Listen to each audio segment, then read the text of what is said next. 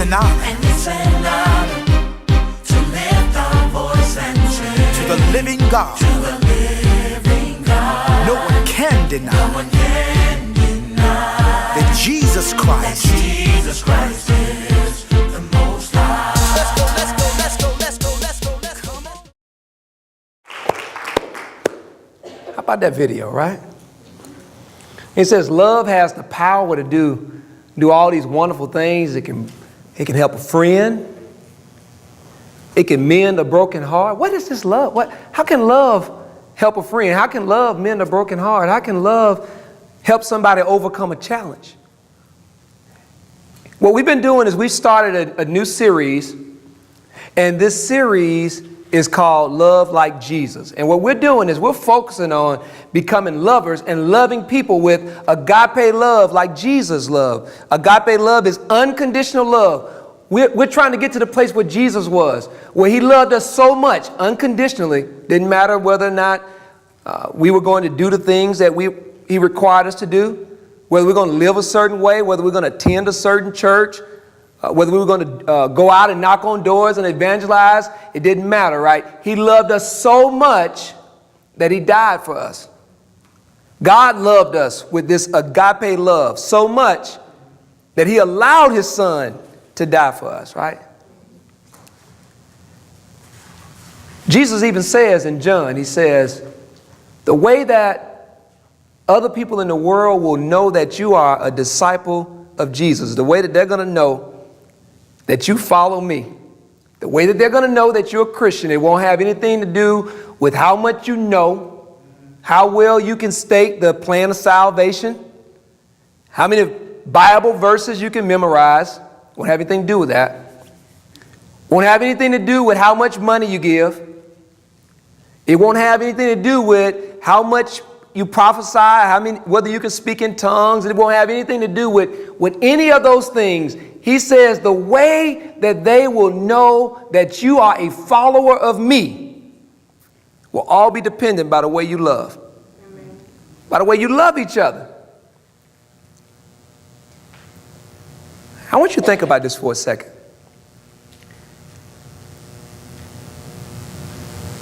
Because love is not one of the things that I think of when I watch the news now.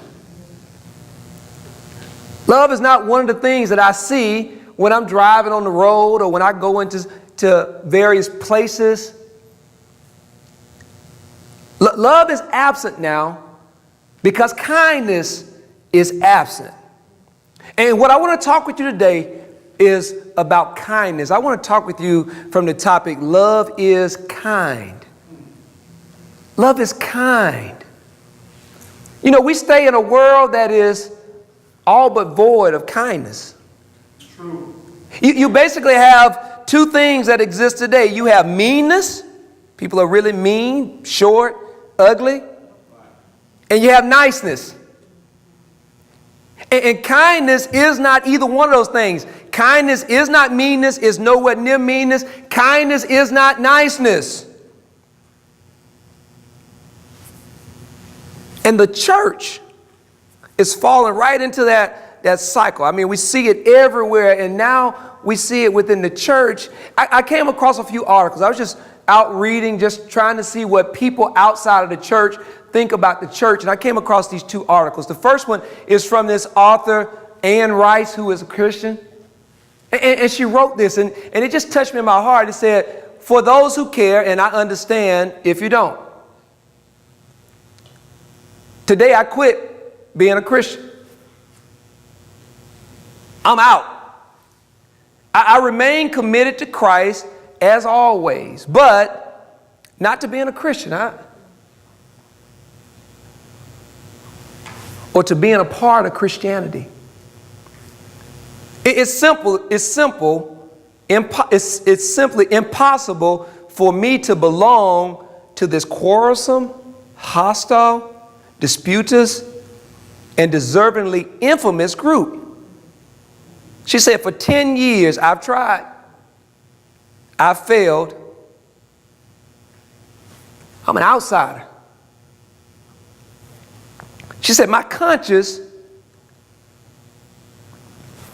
will allow nothing else That's not a Muslim talking about Christianity. That's not a Jewish person. That's not a Hindu person talking about Christianity. That's a Christian talking about Christianity. And my guess is you have had encounters in your life where kindness was absent, and you understand exactly what Ann is talking about. You know what it's like to be a part of a Christian religion that doesn't extend kindness like Jesus did. I want to look at this article from Herb Caen with the San Francisco Chronicle, where he said, the trouble with born-again Christians is that they are an even bigger pain the second time around.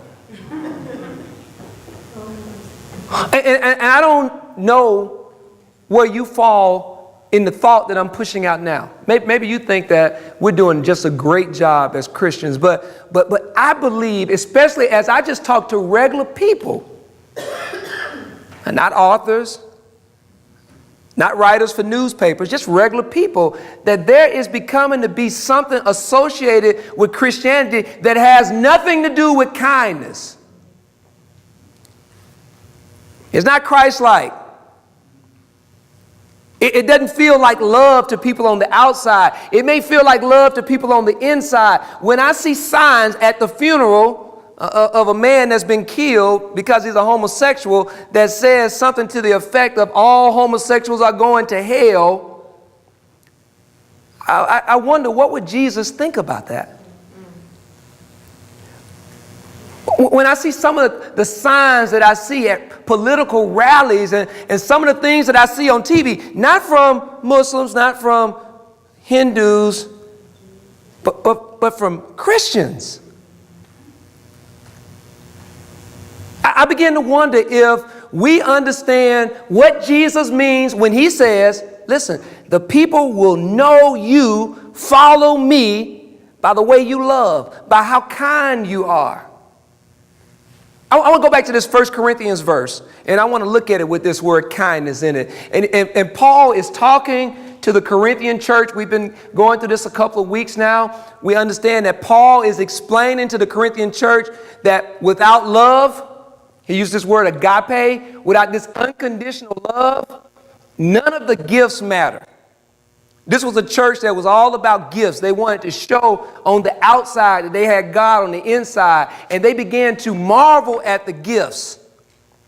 And what Paul does right in the middle of teaching about the gifts, he begins to say, listen, none of those gifts mean anything without love. And I wonder if we just think about what these two, this author and this writer from the San Francisco Chronicle wrote, if we think about it in the context of the absence of kindness, if we can better understand what it means and how important it is as Christians for us to understand this kindness thing. Look at this. It says, if I speak human or angelic languages but do not have kindness, I'm a sounding gong or a clanging cymbal. He's saying that if I'm not kind, I'm just walking around and I'm talking to anybody, no matter how magnificent it may sound, no matter how theologically correct I may be. If I'm not kind when I say it, and I think some of us have been in situations where folk have told us the right thing theologically, the right thing in life, but they said it without kindness. And if you're honest today, you didn't even hear what they were saying because they were so mean and so ugly to you that you could not even focus on the teaching and the learning.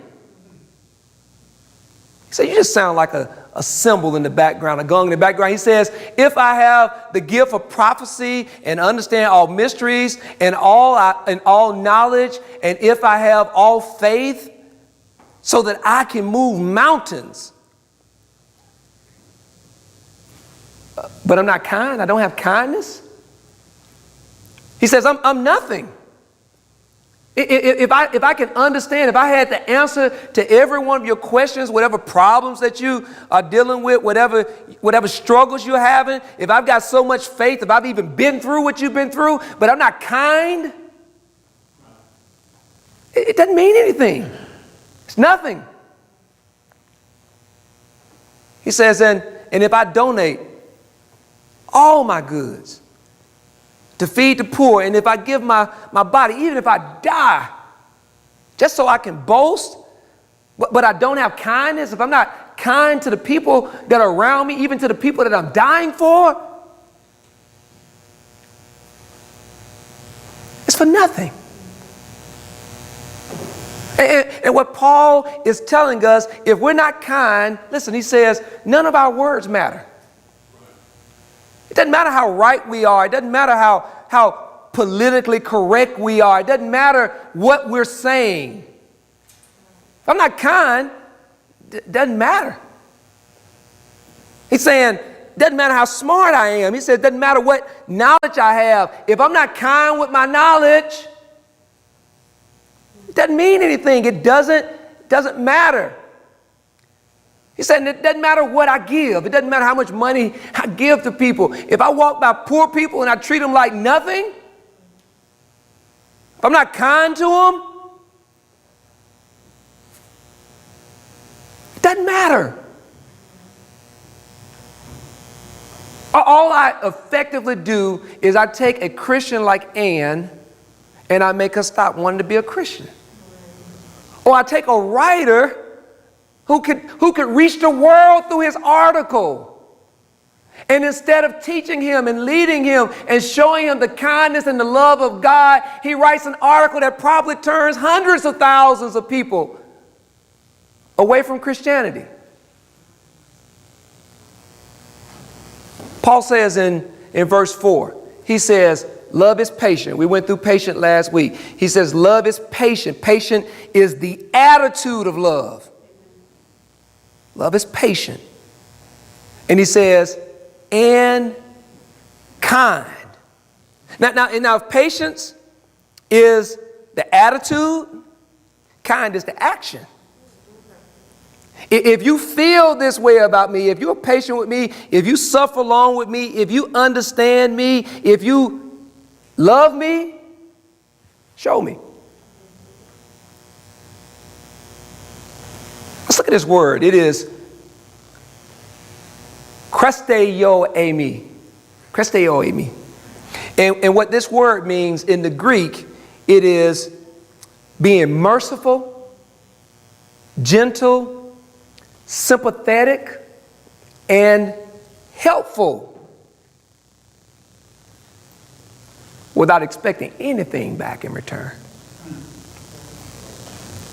It's seeing somebody who's gone through something and being merciful. You understand why they're in the place. Matter of fact, you probably in the back of your head, in the back of your heart, in the back of your mind, agree that they're in the situation that they're in, right? You understand what mistakes happen in order for them to be in the place where they're in desperate need of help. But even in that instance, you are merciful. Isn't that what God was with us? That God is the definition of kindness. Even though we were sinners, even though he knew that we would never, ever, ever be able to live up to his standard, to give him the agape love that he deserves, he still gives us love. He still gave his son, allowed his son to die. His son still goes up on the cross and dies because he has agape love for us. Love is kind, and by kind, it's not mean at all. It doesn't have any meanness in it. But by the same time, it's not nice. Kindness is the portrait of Jesus. Jesus is not by any means mean, not at all. There's nothing mean about Jesus at all. He's stern. But there's nothing nice about Jesus either. Jesus comes into a situation where a lady has been caught in adultery. He basically saves her life. He gets everybody to walk away from killing her. These people are getting ready to stone her to death. He looks at this lady who is now so grateful, so thankful that she's not going to be stoned to death. And he tells her, he says, go in peace. But don't do that anymore. He's not mean. He says, go in peace. But he's not nice either. He says, don't you ever get in the bed with somebody else's husband.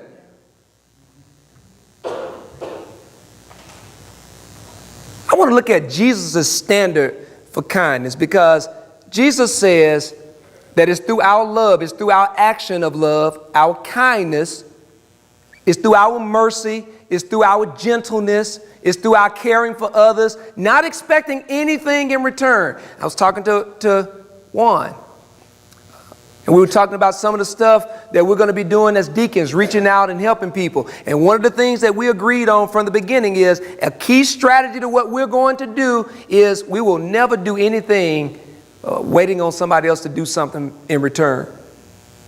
We won't feed somebody and the requirement be that they have to come back and be a member. Or we won't give to somebody hoping that they're going to then do something for us. No, that's not kindness. Kindness, one of the key tenets of kindness is that kindness doesn't expect anything in return. It's merciful, it's gentle, it's loving. It is agape love in action. It's what Jesus calls us to do. There's this situation I want to share with you in Luke. Now, let me just give you a little bit of background. Jesus is always being challenged by the Sadducees and the Pharisees of his time. And so Jesus is there with his disciples, and one of the teachers walks up to him. One of the teachers of law walks up to him and begins to try to trap him inside of something. Let's read a little bit of the scripture. Starting in the 25th verse, it says, a teacher of the law came up and tried to trap Jesus. I just told you that, didn't it? Teacher, he's talking to Jesus. What must I do to receive eternal life? How do I make it to heaven? Jesus answered him, what do the scriptures say? I love the way Jesus does this. Now, a lot of times Jesus would give them an answer, but on this particular time, Jesus has already taught one time that love is the answer. Love God, love your neighbor as yourself.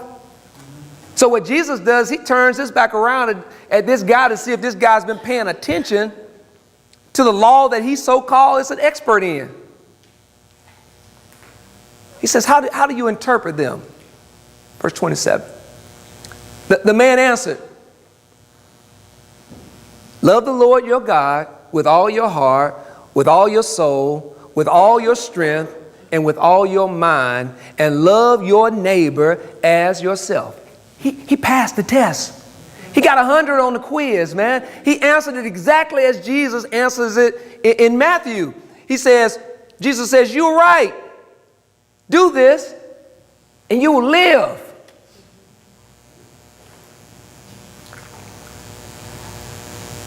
But the teacher of the law wanted to justify himself.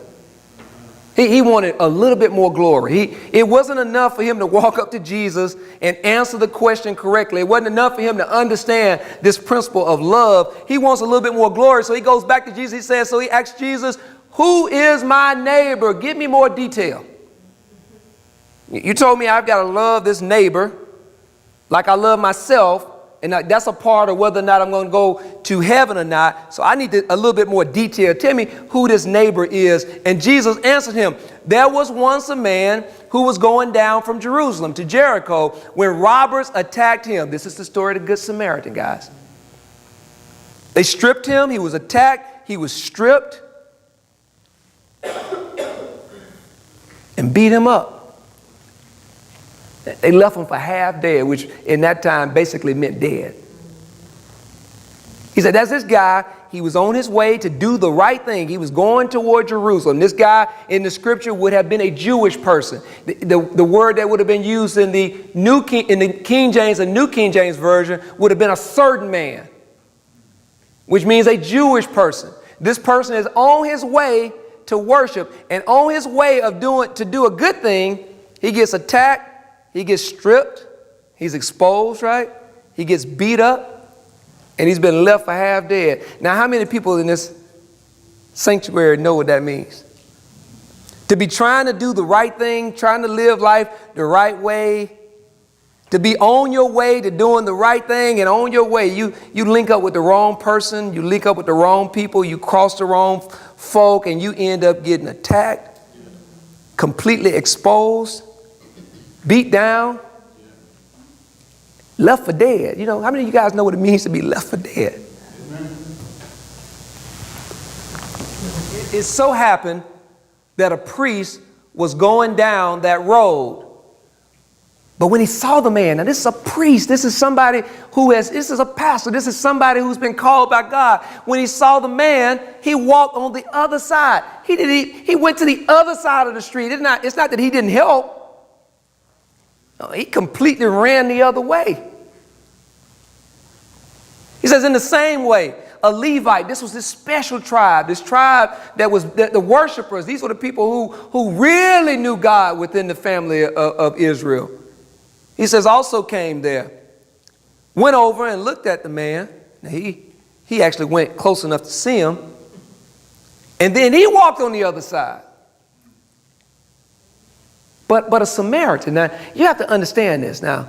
A Samaritan would have been as far a thing from a Jew as there could have been. You're talking about enemies.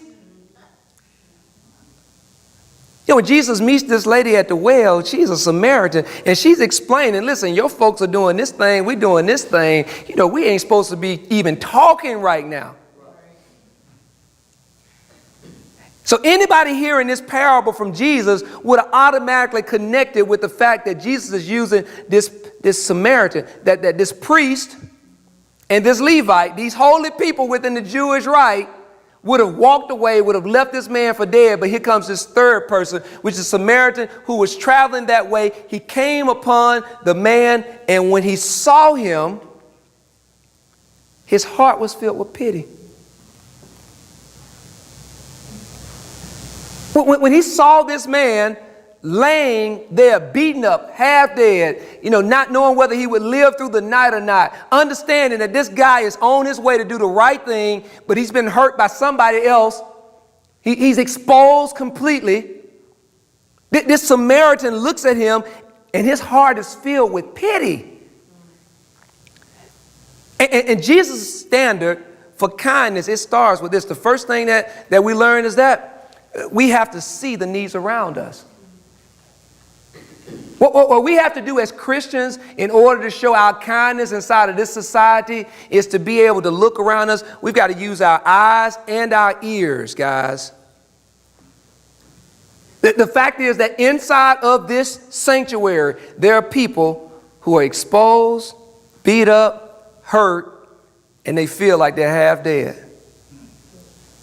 And if we take our time and look with our eyes in many instances or listen with our ears, we will have everything that we need to know in order to know that this is a person that I need to give some kindness to. I need to give some act of mercy to. I need to give some help to. Right. This is all about sympathy.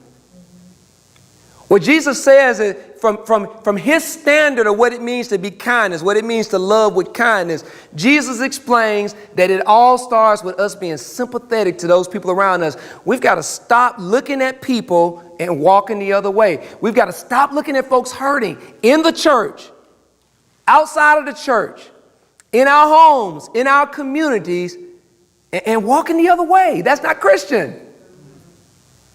What are the barriers to sympathy? First of all, the biggest barrier to sympathy in our day and time is just busyness. We just get into a place where we just take on too much stuff that we are of no help to nobody. Right. We put so much on our plate. We got so much going on that we can't even see that there are folk right in front of us who need our help. We're so busy trying to help the people in our lives, sometimes we are too busy to even understand what we can do to help them. The second thing is hurriedness. Even when we're not busy, we're moving too fast. Guys, we're on the go too much. The faster we go, the less we see. When you're up in a plane and you look out, you can't see very much. When you're traveling in a car going fast, you can't see very much of what's going on around you. When you're on a train, you can't see very much of what's going on around you. But when you're walking, when you slow down, listen, Love is about slowness. It's about slowing down. It's about taking time with the people that you love. It's about taking time with the people around you. It's about taking time on your job to look around and see if there are people in need. It's about taking time. It's about actually meeting your neighbors, right? How many neighbors would you know if you walk around and talk to them versus driving through the neighborhood all the time? But the final thing is judgment. And I believe that some part of what happens in this story, in this parable with the priest and with the Levite is that they just judge. They just say, you know what? I'm not going over there to do it. I don't know what happened. I don't know if those robbers may still be around. I'm not sure if that person got what they deserved or not. I just don't want to have anything to do with it. And as a church, we get to a place where we replace kindness with judgment. And we begin to decide who will we be kind to based on what they've done or what we perceive they've done, based on what they've gone through, based on what's gotten them down on the side half dead. Let's go a little bit further. Verse 34, the Samaritan went over to him. He poured oil and wine on all his wounds. He bandaged them. Think about this for a second. This wasn't a doctor. This wasn't, he didn't have bandages with him. He used what he had with him. He had oil, he had wine. He used it. By bandage, he probably took his clothes. He probably tore his own clothes to cover this naked person, this person that was fully exposed. He used what he had in order to help this person that was in need, expecting nothing in return. He said he put this man on his animal. You know what that means? That means that he walked. He gave him his ride. He gave him his car because this guy didn't have any other way to get around. He gave to this guy. He took him to an inn where he took care of him. He takes him to a place of safety and he administers the care. He didn't go get anybody else. He's not in too much of a hurry. He's not too busy. He stops what he's doing. He's inconvenienced by this. He stops what he's doing and he gives the care that this person needs to get through this situation. If this person doesn't get this care, especially in this day and time, he dies. And so he stops. He uses everything that he has at his disposal. He uses his own animal. He gets him to this inn. He gives him care. Let's go a little bit further. What Jesus teaches us is his second standard of kindness is we have to act on the needs around us. It's one thing for us to see needs or to hear needs, but none of that means anything to a needy person if we don't act. In order for us to act, we have to move from sympathy. Sympathy is seeing it. Sympathy is hearing it. We have to move from sympathy to empathy, right? And what empathy is that we have to actually put ourselves into the situation that the person is, and the golden rule just automatically rises to the top. And you ask yourself, you know, if I was on the side of the road naked, beaten, half dead, what would I want somebody to do for me? If I was in a situation where I was completely exposed, where I had no resources to get out of the situation that I'm in, where I don't know exactly how I'm going to make it, I am in such a depressed state, I am hurting so bad, what would I want somebody else to do? And then when you see that in a person with your eyes, or you hear that through their testimony, you do something. That's how we look like Christ. That's how we show the world that we love like Christ. That's how people know that we are Christ followers, because we extend kindness to people who need help. We don't ask for anything in return. What's the barriers to empathy, though? What's stopping us from being empathetic? First of all, pride. First of all, it's us thinking that it's somebody else's job to do it. It's these priests and this Levite thinking, if I go over here and help this guy on the side of the road, I may get blood on me. And if I get blood on me, that's going to take my holiness away.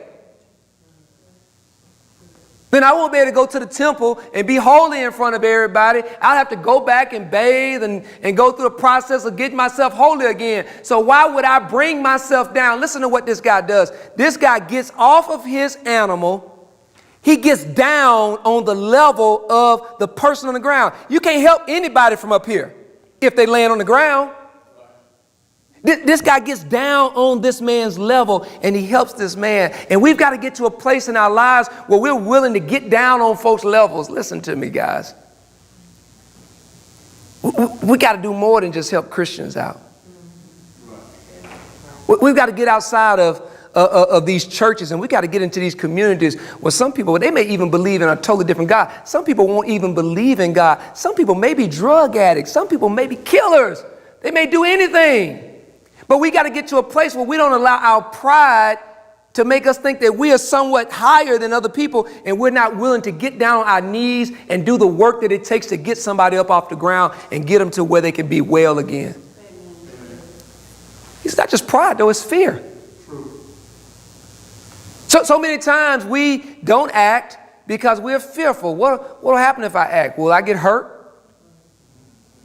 Are there other people around that will then come out and hurt me? That's what the priest may have thought, the Levite may have thought, that the same people that hurt him may be coming to hurt the next person that stops and help. Will this person hurt me at some point? Will this require more out of me than this one help? If I help this person this one time, will they be calling me next week and the week after that and the week after that, right? But I think the biggest one, guys, is laziness. We see the need, we're sympathetic, we hear the need, we know exactly what it is that it's going to require from us, and we just don't act because we're lazy. It's not because we're busy, it's not because we've got too much to do, it's not because we're in a hurry, it's because we flat out don't feel like doing it. Let's go a little bit further. He says, the next day, he took out 2 silver coins. Now, depending on the commentary that you read, this is equal to either 2 days or 2 months. 2 days would be about $400 in today's culture. 2 months would be like $8,000 in today's culture. It doesn't matter. When was the last time you spent $4,000 or $8,000 on anybody that you didn't know? That's the point. That's the point.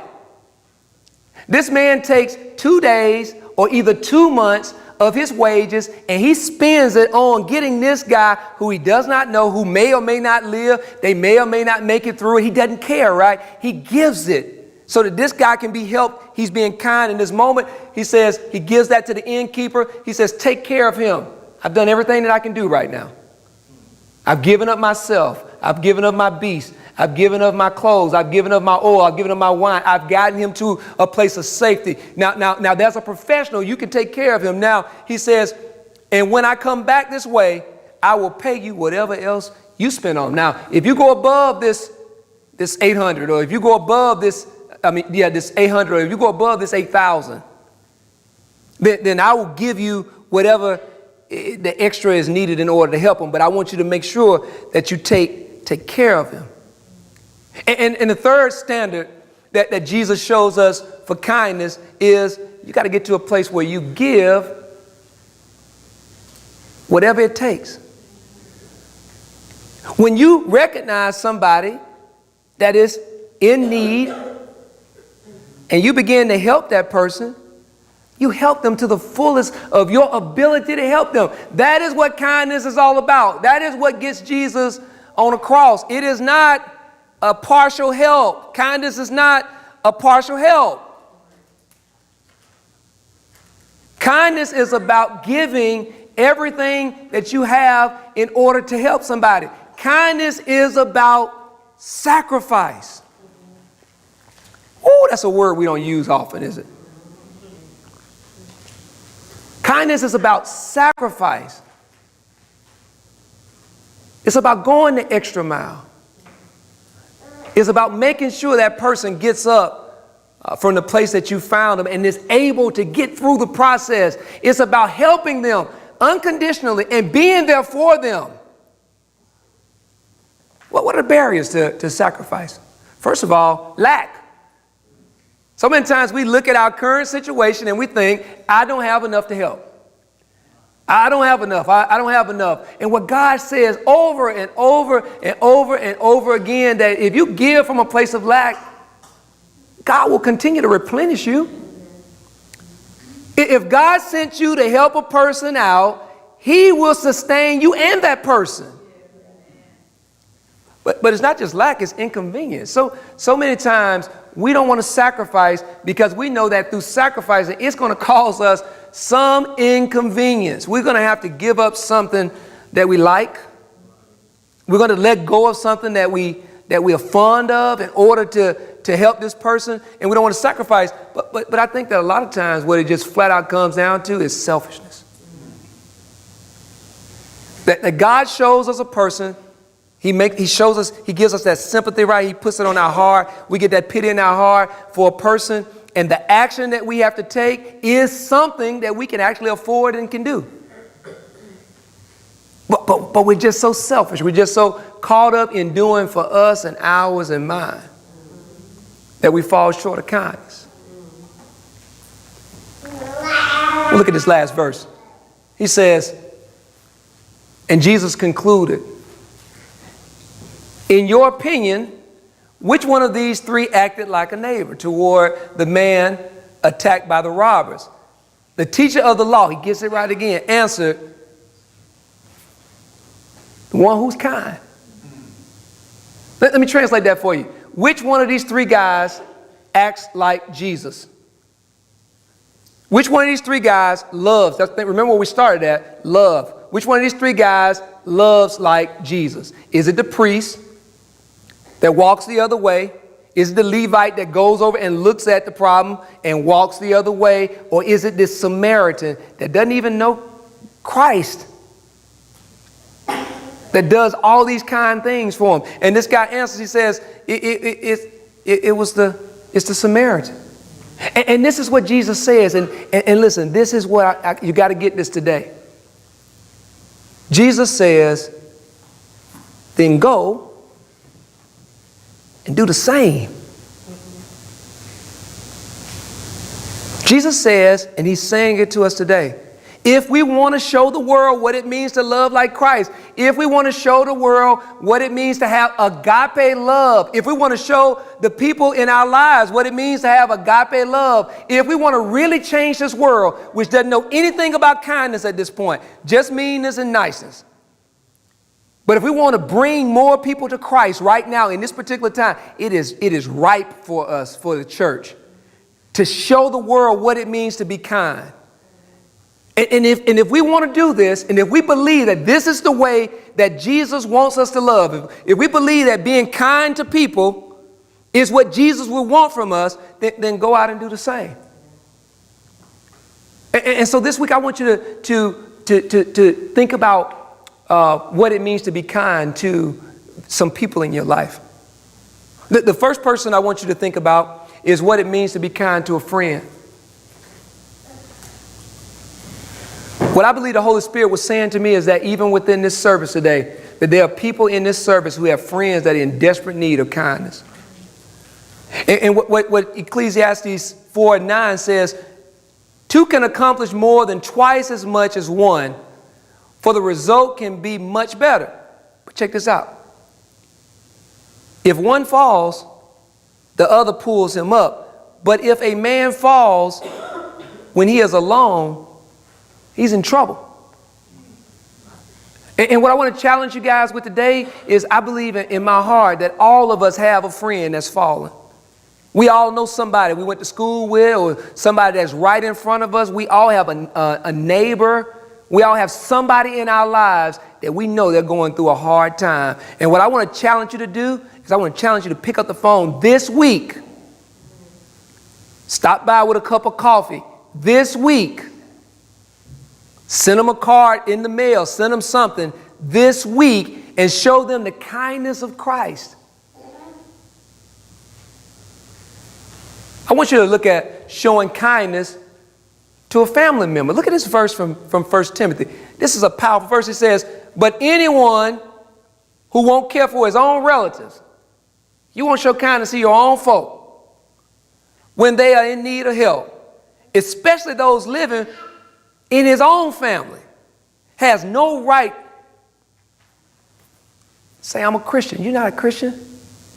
There ain't nothing Christian about you being with your own family and you allowing them to suffer, and you see that they're in need of some kindness and you're not giving it to them. Ain't nothing Christian about that. He says such a person is worse than a heathen.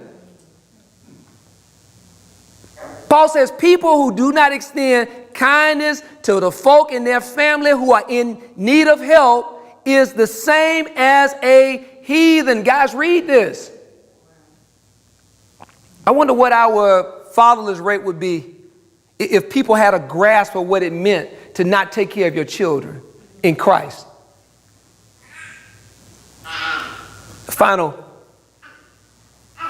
person I want you to show kindness to is to an enemy. What is an enemy in this day and time? You know, well, I think the word that we use now is frenemy, right? It's somebody that was a friend or somebody that was an acquaintance or somebody that you work with, and now you're no longer friends with them because they probably did something wrong, or you did something wrong, or both of you did something wrong, or in many cases, neither one of you can remember what was done. But look what Luke says. Look what Jesus is saying. He says, listen, all of you, talking to everybody in this sanctuary, love your enemies. What? Do good to those who hate you. What? Pray for the happiness of those who curse you. Implore God's blessings on those who hurt you. Treat others as you want them to treat you. Now, and what I want to challenge somebody this week to do is to, just pray. Just ask God to show you that enemy, that person that hurt you, that person that wronged you. It could be a family member. It could be somebody at work. That person that you've been holding a grudge against. That person that you consider to be your frenemy. Show them kindness this week.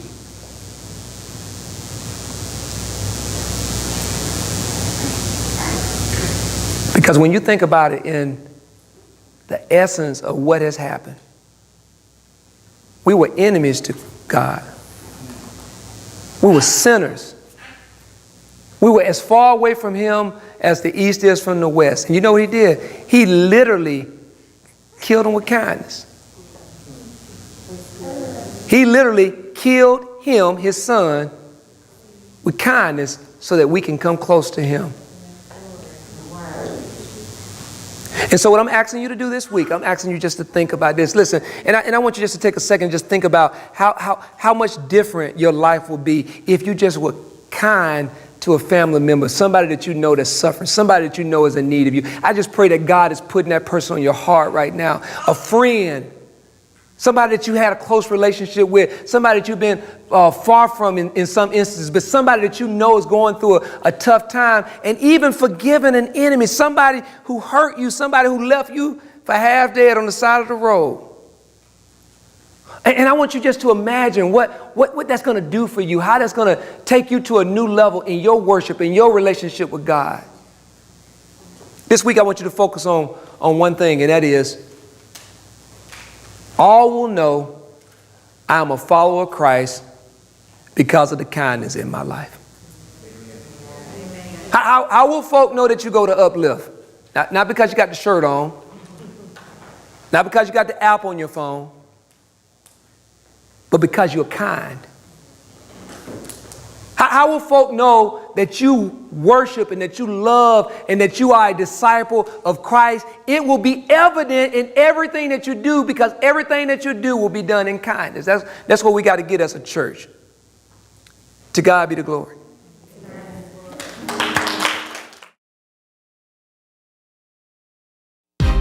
Here we stand in the presence of our Savior.